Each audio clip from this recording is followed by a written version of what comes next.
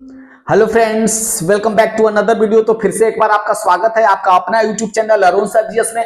जैसा कि आपको पता है, सक्षमता परीक्षा जो है वह बिहार सरकार ने घोषणा कर दी है कि यदि आपको राजकर्मी बनना है, यदि आपको सरकारी टीचर बनना है तो आपको सक्षमता परीक्षा देनी होगी। उन्होंने कहा कि मामूली परीक्षा होगी, बट परीक्षा कोई मामूली नहीं होती है। इसके तहत हम साइंस विषय से कुछ प्रश्नों को शॉर्ट लिस्टेड किए हुए हैं। तो चलिए चलते हैं, वीडियो को स्टार्ट करते हैं। लेकिन वीडियो को स्टार्ट करने से पहले एक रिक्वेस्ट है कि यदि मेरे चैनल पर नए नए विजिट कर रहे हैं तो चैनल को जरूर सब्सक्राइब करें और वीडियो अच्छा लगे तो लाइक कमेंट और शेयर करें।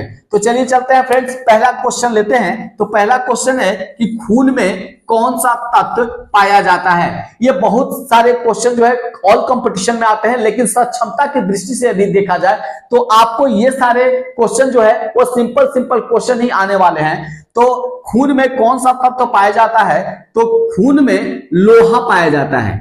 लोहा एक तत्व है जिसको हम आयरन भी कहते हैं। तो लोहा जो है वह पाया जाता है खून में। आयरन जो है इसी का नाम है और Fe जो है इसी का नाम है, संकेत है इसका, लोहा का संकेत Fe होता है। तो फ्रेंड्स आप समझ गए कि खून में लोहा पाया जाता है और इसी लोहा के कमी से अनीमिया बीमारी होती है, यानी खून की कमी होती है तो उस बीमारी को अनीमिया कहते हैं। तो अनीमिया इसी लोहा की कमी से होती है। अब चलते हैं दूसरा प्रश्न कि हरित बाली रोग किस फसल से संबंधित है। फसलों में भी रोग होता है, तो हरित बाली जो रोग है वह किस फसल से संबंधित है, तो यह है बाजरा। बाजरा से संबंधित है हरित बाली रोग, क्योंकि बाजरा के जो बाल होते हैं, जैसे मक्का का बाल होता है उसी तरीके से बाजरा के जो बाल होते हैं उसमें जो है टेढ़ी मेढ़ी बहुत सारी पत्तियां उगाती हैं, जिससे वह बाल जो है बाजरा का खराब हो जाता है। इसलिए जो है हरित बाली रोग जो है बाजरा में पाया जाता है। अगला क्वेश्चन की ओर चलते हैं। तो कोशिका की खोज किसने किया था। तो कोशिका की खोज, कोशिका बहुत ही इंपॉर्टेंट पार्ट है, इससे जरूर एक दो क्वेश्चन आते हैं। तो सबसे पहले कोशिका की खोज जो है और रॉबर्ट हुक ने किया। तो रॉबर्ट हुक ने कोशिका का खोज किया 1665 ईस्वी में इन्होंने खोज किया था। और यदि आ जाए कि कोशिका के सिद्धांत का प्रतिपादन किसने किया, यानी कोशिका का सिद्धांत किसने दिया, तो जर्मन दो वैज्ञानिक थे। एक थे यहाँ पे स्लाइडेन और दूसरा थे स्वान। ये स्लाइडेन और स्वान ने क्या किया था कि कोशिका के सिद्धांत का खोज किया था। सिद्धांत, तो कोशिका का यदि सिद्धांत आ जाता है तो स्लाइडेन और स्वान दोनों स से है। और यदि आ जाता है कि कोशिका की खोज सबसे पहले किसने की, तो रॉबर्ट हुक ने की थी 1665 ईस्वी में। अब फ्रेंड्स अगले क्वेश्चन की ओर चलते हैं। तो बहुत ही सिंपल क्वेश्चन है, बल का मात्रक क्या होता है। तो बल का मात्रक जो होता है वह न्यूटन होता है, न्यूटन।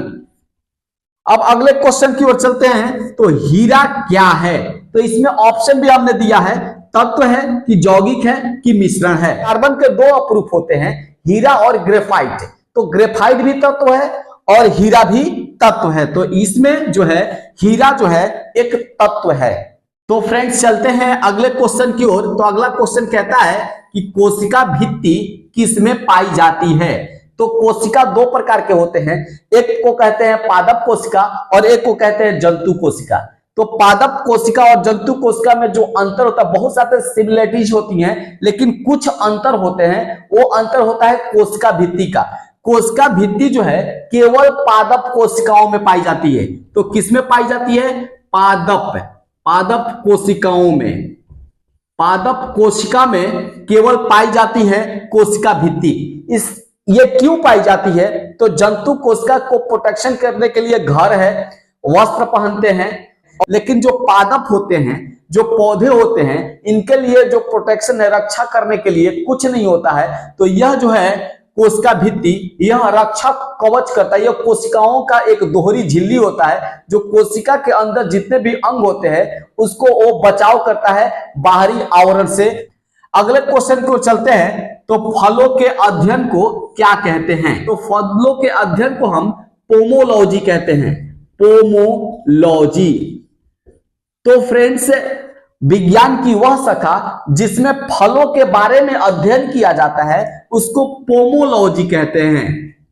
अब अगले क्वेश्चन की ओर चलते हैं। तो प्रतिध्वनि सुनने के लिए कितनी दूरी का होना आवश्यक है। तो देखिए प्रतिध्वनि यानी इको, जैसे माइक में एक बार बोल दिए तो 2-3 बार बोलता है, या बड़े भवनों में जब जाते हैं वहां पर अपनी आवाज जब बोलते हैं तो वही आवाज टकराकर उसकी पुनरावृत्ति होती है, यानी कि प्रतिध्वनि सुनाई देता है। तो यह कौन से भवन में सुनाई देता है और कौन से भवन में नहीं सुनाई देता है, जो श्रोता है और परावर्तक जो सतह है, यानी कि जहां से आवाज टकरा रही है, दोनों के बीच की जो दूरी होनी चाहिए वो 17 मीटर की होनी चाहिए। यानी कि जो सुन रहा है वो और जहां से आवाज टकरा रही है वो दोनों के बीच की दूरियां जो है वह 17 मीटर है। तो वह ध्वनि जो है प्रतिध्वनि होगी, और यदि वह 17 मीटर से कम है तो प्रतिध्वनि हमें नहीं सुनाई पड़ेगा। अगला क्वेश्चन चलते हैं। तो मीथेन में कौन सा बंधन होता है? मीथेन का फॉर्मूला जो होता है वह CH4 होता है। यदि इसका स्ट्रक्चर बना लिया जाए तो C जो है वह सिंगल बॉन्ड से चारों ओर H से सहसंयोजक बंधन बनाता है। बंधन 2 प्रकार के होते हैं, वैद्युत संयोजक और सहसंयोजक। तो कह लिया जाए कि मीथेन जो है वह उसमें जो है हाइड्रोजन और कार्बन के बीच एकल बंधन होता है, एकल संयोजक बंधन। तो सहसंयोजक बंधन होता है और वो भी एकल होता है, यानी कि सिंगल बॉन्ड H और C के बीच होता है। अब अगला चलेंगे कि नमक का रासायनिक नाम क्या होता है? नमक को हम सोडियम क्लोराइड कहते हैं, सोडियम क्लोराइड। तो सोडियम क्लोराइड जो है वह नमक का रासायनिक नेम है। यदि फॉर्मूला की बात कर लिया जाए, चूंकि यह सोडियम क्लोराइड जो है 2 तत्वों से मिलकर बनता है, एक को कहते हैं सोडियम और दूसरा को कहते हैं क्लोरीन, इसलिए इसका जो फॉर्मूला हो गया इस यौगिक का वह NaCl हो जाता है। तो फ्रेंड्स अगले क्वेश्चन की ओर चलते हैं। गाड़ी के साइड मिरर में कौन सा दर्पण यूज होता है? चाहे वह 2 व्हीलर हो चाहे वो 4 व्हीलर हो, ड्राइवर के साइड में एक मिरर लगा होता है, वह मिरर किस दर्पण का होता है? तो यह जो है उत्तल दर्पण का बना होता है, उत्तल दर्पण होता है। नेक्स्ट क्वेश्चन की ओर चलते हैं। इलेक्ट्रॉन का त्याग करने पर कौन सा आवेश उसके ऊपर आ जाता है? कोई भी तत्व इलेक्ट्रॉन का जो त्याग करता है उस पर धन आवेश आ जाता है, धन आवेश आ जाता है, यानी उस पर प्लस आ जाता है, और जो इलेक्ट्रॉन को ग्रहण करता है उस पर माइनस आ जाता है, यानी वह ऋण आवेशित हो जाता है। फ्रेंड्स 13 क्वेश्चन क्यों चलते हैं। तो नाभिकीय रिएक्टर में न्यूट्रॉन नियंत्रक कौन सा होता है? तो न्यूट्रॉन नियंत्रक का कार्य जो है वह कैडमियम या बोरान का छड़ जो है, बोरॉन का जो छड़ है उसका काम होता है न्यूट्रॉन को नियंत्रित करना। चूंकि न्यूट्रॉन को कंट्रोल करना बहुत जरूरी होता है नाभिकीय रिएक्टर में, क्योंकि यूरेनियम 92 जो 35 होता है वह स्वतः विखंडित होता रहता है, और इसमें से 3 जो है न्यूट्रॉन निकलते हैं, 1 से 3 न्यूट्रॉन निकलते हैं। इस न्यूट्रॉन को नियंत्रित करना जरूरी है। तो नियंत्रित करने के लिए आपको कैडमियम या बोरान का छड़ का उपयोग होता है। अगला चलेंगे क्वेश्चन। तो पदार्थ की चतुर्थ अवस्था कौन सी होती है? तो पदार्थ की चतुर्थ अवस्था जो होती है वह होती है प्लाज्मा। प्लाज्मा को हम पदार्थ की चतुर्थ अवस्था कहते हैं, क्योंकि पदार्थ की 3 अवस्थाएं होती हैं, ठोस, द्रव और गैस। लेकिन प्लाज्मा जो है न तो ठोस है, न गैस है, न द्रव है, इसलिए प्लाज्मा को चौथी अवस्था कहा जाता है पदार्थ का। अब फ्रेंड्स अंतिम क्वेश्चन है, मानव शरीर की सबसे बड़ी ग्रंथि कौन सी होती है? मानव में अनेक ग्रंथियां होती हैं, लेकिन हमारी जो यकृत ग्रंथि होती है जिसको लीवर कहते हैं, यह बहुत ही इंपॉर्टेंट ग्रंथि होती है। भोजन के पाचन में जो है यह बहुत ही अपना अहम रोल निभाती है। तो यकृत जो है वह सबसे बड़ी ग्रंथि होती है।